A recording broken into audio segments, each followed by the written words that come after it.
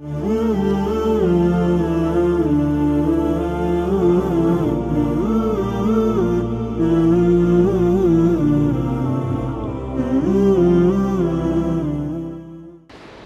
عليكم ورحمة الله وبركاته. بخير بن سرچاوان. پەروەردەی جگەرگۆشەکانمان و هەڵوەستەیەک. ئەوڕۆ سەردەمی ئەوڕۆ خۆتان نەزانن سەردەمێکە لە ئێمە لە ئەزمەی پەروەردەدا ئەژین، لە قەیرانی پەروەردەدا ئەژین. فێربوون هەیە، منداڵان فێرە بن، فێرە زانستە بن، دایکان و باوکان گرنگیان پێدەن بۆ فێربوون. بەڵام ئەوەی کە ئێمە ئەوڕۆکە قەیرانە و لە وڵاتی ئێمە قەیرانە زیاتر قەیرانی پەروەردەیە. دکتۆرێک پێ ئەگات فێر ئەبیت، بەڵام کە پەروەردەیەکی تەندروست نەکرابیتن خیانەت لە نەخۆشەکانی خۆیەکات. ئەندازیارێک، مامۆستایەکی ئاینی هەتا دوایە. بۆیە ئەوەی ئەوڕۆکە بەڕاستی کە لە وڵاتی ئێمەدا قەیرانە قەیرانی پەروەردەیە زیاتر. ئێمە ئەوڕۆ باس لە پەروەردەی جگەرگۆشەکانمانەکەین کە ئێوەش منداڵەکانی خۆتان ناردیتە ئێرە بۆ ئەوەی کە پەروەردە ببن زیاتر لەبەر پەروەردەبوونە.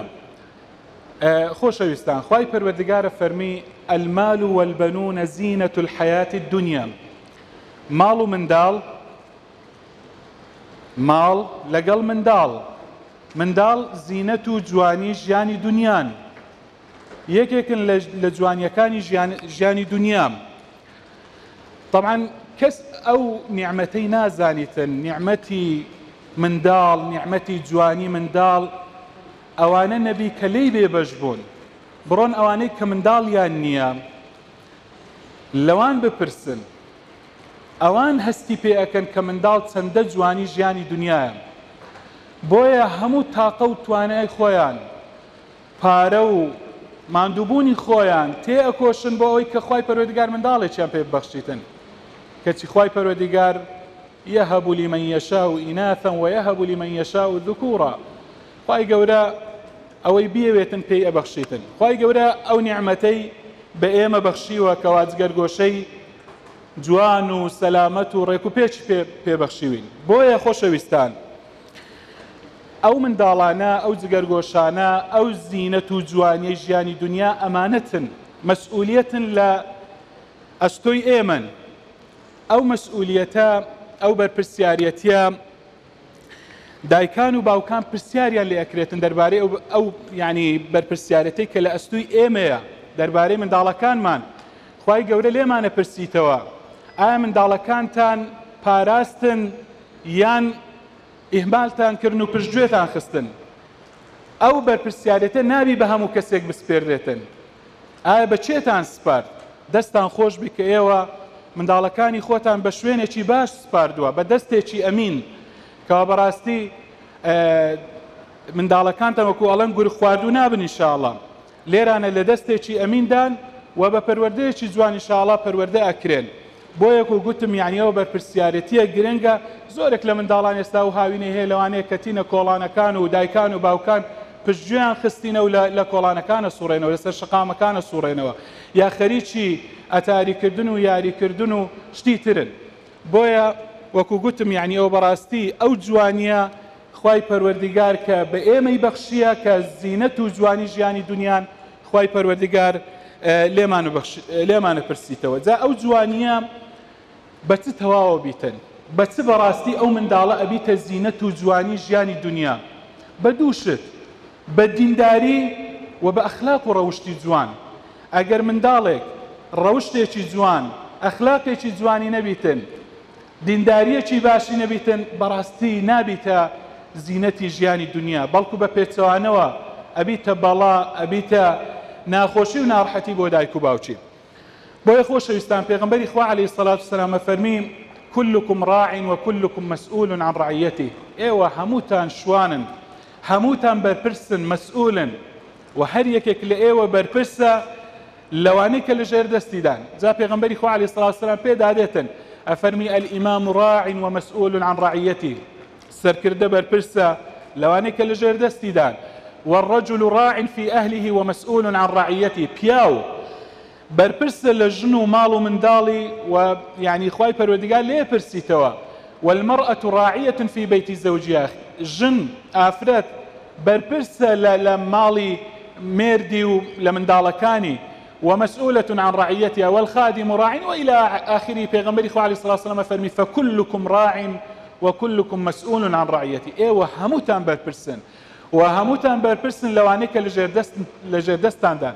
بۆیە منداڵ بەرپرسیارەتێکە، ئەمانەتێکە کە خوای پەروەردگار بە ئێمەی بەخشیە دەبێ ئاگامان لێبن. خۆشەویستان، بۆچی پەروەردەی منداڵ؟ ئێمە بۆ وەکو گوتم یعنی بۆ هەڵوەستە ئەکەین دەربارەی پەروەردەی منداڵ و باس لە پەروەردەی منداڵەکەین. چونکە هیچ گەنجینەیەک، هیچ خەزینەیەک وەکو گەنجینە و خەزینەی منداڵ حەقیقی و ڕاستەقینە نییە. بەڕاستی منداڵ خەزینەیەکە بۆ دایک و باوچی. یعنی بۆیە سوور بە لەسەر گرنگی پێدانیان وەک چۆن گرنگی بە خۆشەویستترین هاوڕێت دەدەی لە ژیانتدا.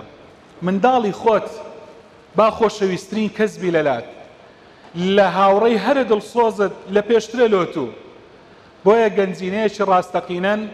بۆیە ئێمە باس لە پەروەردەی منداڵەکەین. بۆیە ئەڵێن پێویستە گرنگی بە منداڵ بدرێتن، چونکە هۆکارن بۆ چوونە بەهەشت و ڕزگاربوون لە دۆزەخ بە ئیزنی خوای پەروەردگار. منداڵ پێغەمبەری خوا عەلەیهی سڵاتو وسەلام فەرمیتن ئیذا مات ابن آدم انقطع عمله إلا من ثلاث. ئەفەرمی کاتێک کە ئینسان مرد هەموو کار و کردەوەیەکی قەطع بیتن، هەموو یعنی لە دنیا دایری دابڕێ تەواو، تەنها سێ شت نەبیتن. پاش مردنیش سوودی بۆ ئینسانیە بی. یەکە چەند سەدەقەی جاریەیە کە ئینسان مەسەلەن مزگەوتێکە، قوتابخانەیەکە، نەخۆشخانەیەکە، بیرێکی ئاوە، یعنی خێرێکی بەردەوام و نەبڕاوە بیکاتن، پاش مردنیشی خێرەکەی هەر لۆ دێت. دووەمیان ئەو علم ينتفع به. ئینسان علمێک، زانستێک کە فێر بوو، ئەو علم و زانستەی بە خەڵکی دیکە بگەینیتن. جا هەر علمێک بیتن، شەرت نییە هەر علمی ئاینی بیتن، هەر زانستێک بیتن. کەسێک مەسەلەن لەوانەیە لە زانستی کیمیایە، فیزیایە، طوبە، هەندەسەیە، کەسێک مەسەلەن لەوانەیە لە سناعی باشە، کەسانی دیکە فێرەکاتن. ئەوە خێرەکەی یعنی بۆ ئینسانی بەردەوامە بیتن تەنانەت پاش مردنیشی. ئەوەی سێمیان ئەوەیە کە پێغەمبەری خوا عەلەیهی سڵاتو وسەلام فەرمیتن ئەو وەلەد صالح يدعو له. منداڵێکی صالح، منداڵێکی صالح کاتێک کە ئینسان ئەمریتن پاش مردنی منداڵەکەت صالح بوو، پەروەردەیەکی جوانت کرد بوو، دوعای بۆوە کردی، یا فێرە نوێژت کرد بوو، حتا ماوە نوێژ بکاتن خێرەکەی بۆ تو دێتن، چونکە تو گرنگیت پێدایە، فێرت کردیە، ناردیتە شوێنی باش کە فێر بیتن. بەردەوام پاش مردنیشت خێرەکەیان هەتا نەوەی نەوانیش و بەردەوام خێرەکەی هەر بۆ تۆ بەردەوام دێتن. کەواتە ئەو منداڵە چەندە دوعا بکاتن، واتو لێرانە هەم فێرە عیلمەکە بیتن، هەم پەروەردە و ساڵح بوونیش ئینشاءڵڵا پاش مردنیش ئەوانە هۆکارن بۆ چوونە بەهەشتی ئینسان. سێمیان چونکە عیبادەتێکی گەورەیە و خۆشی و لەززەتە لە ژیانی دنیا. منداڵ، پەروەردەی منداڵ عیبادەتە. پێغەمبەری خوا عەلەیهی سەڵاتو وسەلام پێمانە فەرمیتن هەموو کار و کردەوەیەکی ئێوە ئینسانی مسلمان عجبا لأمر المؤمن إن أمره كله له خير. ئەفەرمی سەر مسلماوە لە کاروباری ئینسانی مسلمان. ئینسانی مسلمان هەموو کار و کردەوەکانی خێرن، هەموو کار و کردەوەکانی بەس نیەتی باشت لەگەڵ هەبیتن. تەنانەت ئاو خواردنەوەت، نان خواردنت ئەگەر بە نیەتی عیبادەت و پەرستش بیتن بەخێر بۆتە نووسرێتن. ئەی چ جای پەروەردەی منداڵ کاتێک کە بە نیەتێکی باش پەروەردەیەکە یا ئینێریە شوێنەکە پەروەردە بیتن، ئەوە عیبادەتە و تۆ وەکو بەردەوام لە عیبادەت دابی ئاوایە. چوارەم چونکە منداڵی ساڵح وەکو گوتم یەکێکە لەوانەی پاش مردنیشمان سوودمان پێدەگەینیتن، چونکە منداڵەکانمان پێویستیان بە پەروەردەیەکی تەندروست و دروست هەیە. ئێمە بۆیە باس لە پەروەردەی منداڵەکەین، پێویستە گرنگیان پێ بدەین، چونکە منداڵەکانی ئێمە وەکو گوتم ئێمە لە سەردەمێکدا ئەژین قەیرانی پەروەردەیە، پێویستیان بەوەیە کە پەروەردەیەکی تەندروست بکرێن و هەروەها بەرپرسیارەتیە باسمان لێ کرد. خوای پەروەردگار لێمانە پرسیتەوە لەو بەرپرسیارەتەی کە لە ئەستۆی ئێمەیە. و حەفتەم چونکە زۆرینەی کێشە و گرفتەکان لە دوای پێشکەوتنی قۆناغی تەمەن هۆکارەکەی پشتگوێخستنی پەروەردەیە لە قۆناغی منداڵیدا. سيك هي عرب ألا من لم يؤدبه الأبوان يؤدبه الزمان. هر من دالك لمن دالی دا پرورده نکرد دایک و باوک پروردهی نکن گرنجی به پروردهی ندن زمانه پرورده کام زمانه پرورده نابید بلام شقی زمانه پیاکویتن بویا گرنگه یعنی دایکان و باوکان یعنی او چێشە و گرفتانەی کە دواتر سەر هەڵەدەن تووشی منداڵە بن ئەوەیە کە لە سەردەمی منداڵیدا پەروەردەیەکی تەندروست نەکراون. خۆشەویستان بۆیە پێویستە ئێمە بەڕاستی بۆ ئەوەی منداڵەکانمان پەروەردە بن پێویستە ئێمە بەرەو باشتر خۆمان بگۆڕین خۆگۆڕینی خۆمان بۆ ئەوەی منداڵەکانمان جوانتر پەروەردە بن پێویستە سەرەتا خۆمان بگۆڕین ئەگەر ئەمانەوێت منداڵەکانمان پەروەردەیەکی باشتر بن. خۆگۆڕینی خۆمان ئەساسە خۆمان شارەزاکەین خۆمان بگۆڕین ئەو هەڵسوکەوتانەی کە خراپن لە خۆماندا بیان گۆڕین چونکە ئێمە پێشەنجین بۆ منداڵەکانمان. منداڵ چاو لە ئێمە ئەکات منداڵ ئەوەندەی کە لە گفتار و ڕەفتاری ئێمە لە کردەوەکانی ئێمە شت فێرە بیتن ئەوەندە بە قسە و گفتاری ئێمە شت وەرناگریت. بۆیە پێویستە خۆمان بگۆڕین ئەو شتێک کە ئەمانوێت لە منداڵەکانمان ڕەنگ بداتەوە پێویستە سەرەتا لە خۆمان ڕەنگ بداتەوە. هەر ڕەوشتێک ئەگەر ئەتەوێ منداڵەکەت فێر بیتن پێویستە لە خۆتدا سەرەتا ڕەنگ ناکرێت و باس لە ڕازگۆیی بکەی بۆ منداڵەکەت بەڵام کەچی لە پێش چاوی منداڵەکەت بەخۆ حاشاکی ئێوە ئینسان درۆ بکاتە ناکرێت و بڵێ منداڵەکەت جغارە مەچێشە کەچی لە پێش چاوی منداڵەکەت بە خۆت جغارە بچێشی. بۆیە گرنگە ئێمە سەرەتا خۆمان بەرەو باشتر بگۆڕین بۆ ئەوەی منداڵەکانمان باشتر پەروەردە بن. شتێکی دیکە گرنگە زانینی ئافەتەکانی پەروەردەی هەڵە بۆ ئەوەی تێنەکەوی. یعنی هەندێک شت هەیە ئەوانە بەڕاستی کارەساتن بەڵای پەروەردەین دەبی ئاگامان لێبیتن بۆ ئەوەی تێنەکەوین بۆ نمونە پشت گوێخستنی منداڵ نابی منداڵ ئیهمال بکرێتن یاخود پەلەکردن لە پەروەردەکردندا عملیای پەروەردەکردن عملیەیەکی قورسە کردارێکی سەختە بە ڕۆژێک و دوو ڕۆژ منداڵ پەروەردە نابیتن کاتی ئەوێ ماندووبوونی ئەوێ زەحمەتی ئەوێتن بەڕاهێنان ناکرێ ینی بە ڕۆژێک وڵا پەروەردە نەبوو بە دوو ڕۆژ پەروەردە نەبوو ئیدی ئیهمالی کەی یان لێدان و کوتان و ئەوانە لەگەڵی بەکاربیێنی نا بە هێواشی لەگەڵی دەبی ئینسان هەوڵداتن بۆ ئەوەی نەکەوینە ئافەت و بەڵاو موسیبەتی گەورە. هەروەها نەزانین ئەوانە بەڕاستی ئافەتی گەورن. خۆشەویستان شتێکی دیکە ڕاگەیاندن و کاریگەری نەرێنی لەسەر منداڵەکانمان ئەو ڕۆکە ڕاگەیاندن کاریگەری لەسەر هەموو تاکێکی کۆمەلگا هەیە چ جای منداڵەکان ڕاگەیاندنی خراپیش زۆر زۆرە لە وڵاتی ئێمەدا یعنی ئەوانەیە کە باشن و شتی باش ئەوە بکەن بەخوا بە پەنجەی دەست ئەژمێردرێن. بۆیە گرنگە ئێمە ئاگامان لێبیتن لە ڕاگەیاندنەکان جا بە هەموو جۆرەکانیەوە. پێویستە دایک و باوک تەدەخول بکەن یعنی کاتیان بۆ دیاریکەن بۆ منداڵەکان ناکرێت ڕۆژە تا ئێوارە منداڵ لەبەر تەلەڤیزیۆن بیتن یاخود خەریکی فەیسبوک و ئەنتەرنێت و ئەو شتانە بیتن دەبی کاتی دیاریکراوی بۆ دیاری بکرێتن ئەگەر نا ئەوانە بەڕاستی بەڵاو ئافەتی گەورەن منداڵ بەرەو هەڵدەیرە بن. تایبەتمەندیەکانی دایک و باوک و کاریگەریان لەسەر منداڵ هەندێک شت هەیە وەکو تازە گوتم یعنی کە پێویستە ئێمە خۆمان بگۆڕین هەندێک شت هەیە هەندێک تایبەتمەندی و صفات هەیە لە دایک و باوکدا ئەوانە کاریگەری گەورەیان لەسەر منداڵیە بیتن.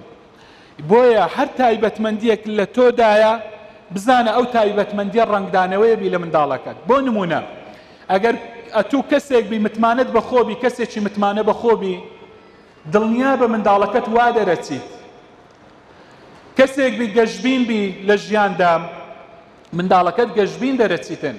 بۆیە گرنگە ئێمە منداڵەکانمان فێرە ڕەشبینی نەکەین. ڕەشبینی ئافەتێکی زۆر زۆر گەورەیە یعنی دەردێکی زۆر زۆر کوشندەیە. ئەوەی کە تووشی ڕەشبینی بوو تەواو بێتاقەتە بی تووشی خمولە بیتن ناتوانیتن یعنی بەرەو پێش بچیتن بەرەو سەرکەوتن بڕواتن. گرنگە ئێمە خۆمان فێرە گەشبینیکەین بۆ ئەوەی ڕاستە لە سەردەمێکدا ئەژین کە هەر چواردە ورمان هەمووی ڕەشبینیە بەڵام گرنگە ئەوە بزانین شەو چەندە تاریک بیتن بەشی کۆتایی شەو لە هەموو بەشەکانی تری شەو تاریکترە بەڵام کاتێک شەو چەندە تاریک بوو بەرەبەیانی بەدواوەیە، سپێدەیەکی ڕووناکی بەدواوەیە، زستان چەندە سارد بیتن بەهارێکی بەدواوەیە. بۆیە هەمیشە لە ژیانواندا گە چەندە تووشی ناخۆشی و ناڕەحەتی بین بە گەشتبینیەوە بڕوانینە ژیان بۆ ئەوی منداڵەکانیشمان گەشتبین بن، ئەرێنی بن. ئەوان ئەو سیفاتانە چەندین سیفاتی دی ئەگەر لە ئێمەدا بە باش و خراپەوە لە ئێمەدا هەبوون هەمان سیفات ئەگەر باش بوون لە منداڵەکان ڕەنگەداتەوە، ئەگەر خراپیش بیتن بە خراپ خوانەخواستە ڕەنگەداتەوە. نەزانینی چۆنیەتی پەروەردەی منداڵ لەوانەیە بمان خاتە هەڵەی کوشندەوە خۆشمان هەستی پێ نەکەین، لەوانەشە بەو هۆیەوە منداڵەکانمان ببنە قوربانی. نەزانینی پەروەردە خۆشەویستان گرنگە هەر یەکێک لە ئێمە دەربارەی پەروەردەی منداڵ چەندین کتاب بخوێنیتەوە، نەک کتابەک و دوان. ئەو ڕۆسپاس بۆ خوا، یعنی کتاب زۆر زۆرە، پەرتوک زۆرە دەربارەی پەروەردەی منداڵ بە کوردیش. ئێستا دەیان پەرتوک لە کتێبخانەکاندا هەیە. ئینسان گرنگە بخوێنیتەوە، بزانی چی باشە، چه هەڵەیە، چۆن تەسەڕوف بکاتن، یعنی هەڵسوکەوت بکاتن لەگەڵ منداڵەکان. وەکو گوتم بەخوای عملیەی پەروەردە عملیەیەکی زۆر زۆر سەختە، کردارێکی قورسە. ئەو کردارە ئەو ئیشی پێغەمبەران بوو عەلەیهیم سەڵات وسەلام. بۆیە ماندووبوونی ئەوێ، کاتی ئەوێ، پارە سەرفکردنی ئەوێتن. ئینسان پێویستە ئەو سەیانە بەردەوام بیبەخشی لە پێناو پەروەردەی منداڵدا. کاتت، ماڵت هەرگیز یعنی لە پەروەردەی منداڵەکانتدا مەڵێ ئەوەم سەرف کرد، مەڵێ ئەوە زۆرە، بیبەخشە لە ڕێی پەروەردەکردنی منداڵەکان، لێیان سەرفکە. تاقە و توانای خۆت، کاتیش وەکو گوتم نەڵی کاتم نییە، سەرقاڵم، ماندووم، ئیشم هەیە، دەبی کاتت بێڵی لە پەروەردەی منداڵت. ئەگەر نا کاتیان نەدەیە سبەینە زەرەرەکەی، سبەینە ئەو منداڵانە پەروەردەیەکی تەندروست نابن. بۆیە وەکو گوتم یعنی نەزانین لەوانەیە بمان خاتاڵی کوشندە کە نازانین، نەزانین عیب نییە، بەڵام گرنگە هەوڵدەین خۆمان فێرکەین، هەوڵدەین بخوێنینەوە. ئەگەر نازانین بخوێنینەوە بەرنامە زۆرە، بەرنامەی پەروەردەی با گوێ بگرین. بە هەر هۆکارێک لە هۆکارەکانی گوێگرتنە ئەکرێ لە گوێ لەو بەرنامانە بگرین کە بەسوولن. یەکدەنجی دایک و باوک لە پەروەردەی منداڵ بەردی بناغەیە. دایک و باوک لە ماڵی گرنگە هەردووچیان یەکدەنگ بن. ناکرێت باب بە شێوازێکی منداڵەکەی پەروەردەکاتن، دایک یعنی بەرهەوەستی بکاتن. جارو هەیە لەوانەیە لێدان لە منداڵی بۆ لێدانی پەروەردەی لەوانەیە پێویست بیتن لە هەندێک حاڵەتدا. باب هەڵەستی ئەوێتن مەسەلەن شەقێک لە منداڵتدا کە دەستی بگریت و ببیتە شەڕیان لەسەرەوە، ئەوە خراپە زۆر زۆر، ڕنگدانەوەی خراپی لەسەر منداڵەکەیە بیتن. نابی دایک و باوک لەسەر مەسەلەی پەروەردەکردندا دەنگە دەنگ و شتیان بەڵکو دەبی هەردووک ڕێککەون لەسەر یەک شێوازی پەروەردەی منداڵ هەردووچیان یەکدەنگ بن. خاڵێکی دی گرنگ ئەوەیە کاتێک کە دەزانیت کەسێک سەرکەوتوو بووە لە پەروەردەی منداڵەکانیدا. تازە باسمان کرد ئەگەر نەزانین چۆن منداڵەکانمان پەروەردە ئەکەین، ئەکەوینە هەڵەی کوشندە. نەزانین عیب نییە، ئەخوێنینەوە، گوێ ئەگرین. بەڵام ئەوەش نەبوو کەسێکی دیکە ئەبینین لە پەروەردەی منداڵەکانی خۆیدا کەسێکی سەرکەوتوو بووە، ئەچین لێ پرسین کاکە تو چۆن توانیت منداڵەکانی خۆت پەروەردەکەی؟ ئەکرێ ئەو خاڵانەی جوان و سوودی لێ ببینین، بەڵام یەک شتمان دەبی ئاگا لێ بیتن، لەو خاڵەی دەبی ئاگادار بین. ئەو شتانەی کە ئەو دەربارەی پەروەردەکردنی منداڵەکانی خۆی کردیتی شەرت نییە 100% هەمووی لۆ منداڵەکانی تو گونجاو بن. بەڵام ڕەچاوی ئەوە بکە کە ڕۆڵەکان جیاوازیان هەیە، چکە لەوانەیە ئەو شێوازە بۆ منداڵەکانی تو سوودیان نەبیتن. هەندێک خاڵ ئەکرێ سوودی لێ ببینی، یاخود ئەکرێت تۆزێک مەسەلەن بە گۆڕانکاریەوە ئەو شتانی کە ئەوی کردێ لە منداڵەکانی خۆدا جێبەجێیان بکەیت. ئەگە زانیت ژینگەکەی ئەوی لەگەڵ ژینگەی منداڵەکانی تو هەموو شتیان وەکو یەکە، ئەکرێ هەمان شت سوودی لێوەربگری، ئەگەر نا ئەکرێ گۆڕانکاری تێدا بکەیت. ڕۆژێک لە یەکێکم پرسی لە مامۆستایەک کە منداڵەکانی جوان پەروەردەکردبوون، گوتم ئەتو چۆن توانیت کە منداڵەکانی خۆت ئاوا پەروەردەکەی؟ ئەو ئەوەندەی گۆگوتی من لە پەروەردەکردنی منداڵەکانی خۆم پشت بە دوعایە بەستم، زۆر دوعایان لۆکەم، دوعای باش. طبعا دوعای دایک و باوک مەقبولە، خوای گەورە قبوڵ یەکاتن، بۆیە دەبی ئاگامان لێبیتن لە دوعای خراپیش. بە تایبەتی دایکان زۆر جاران زۆر دوعای خراپ لە منداڵەکانەکەن، نابی بە هیچ جۆرێک دوعای خراپ لە منداڵەکانمان بکەین، نەوەک بکەویتە کاتێک کە خوای گەورە ئەو دوعایانە قبول بکاتن. دەبی هەوڵ بدەین هەمیشە لە کاتە لەو کاتانێک کە دوعایان تێدا قبولە بی بەردەوام دوعای خێریان بۆ بکەین. طبعا گوتم ئەوە شتێکی زۆر زۆر گرنگە، لەگەڵ دوعاشدا تەنها بە دوعا لێ ناگەڕێن بەڵکو هۆکارەکانیش ئەگرینە بەر هۆکارەکان ئەو کە ئێمە وەکۆڵێن هۆکارەکانمان گرتەبەر ئیدیکە ئەوەی دیکە لەسەر خوای پەروەردگارە مینێ ئێمە گرنگیان پێدەین پەروەردەیانەکەین ئەیان نێرینە شوێنی باش و لەگەڵ ئەوەش دوعای خێریان بۆ ئەەکەین. تازە باسی ئەوم کرد پەروەردەی پێش باڵغ بوون ئەو قۆناغی ئێستا منداڵەکان تێدان زۆر گرنگە پەروەردەیەکی باش بکرێن گرنگیان پێ بدەین چکە زانانی پەروەردەی منداڵەڵێن هەر منداڵێک کە لە پاش باڵغ بوونی گرفت و کێشەی هەبوو منداڵێکی لاسار بوو خراپ بوو پەروەردەکراو نەبوو هەمووی ئەوەیە کە لە قۆناغی تەنانە 6 ساڵی و 7 ساڵی ئەوانە پشتگوێت خستیە و ئیهمالت کردیە و گوێت پێ نەدایە گرنگیت پێ نەدایە ئیدی ئەو ڕۆکە ئەوە بەرهەمەکەیە بیتن بۆیە گرنگە پێش باڵغ بوون پەروەردەیەکی تەندروست بکرێن بۆ ئەوەی دوای باڵغ بوون بەرهەمەکە بچنینەوە دوای باڵغ بوون ئیدی کاتی بەرهەمە کاتی خەرمانەیە دروێنەی خەرمانەیە ئەو کاتە دایکان و باوکان ئینشاڵڵا لە سایەیاندا بحەسێنەوە.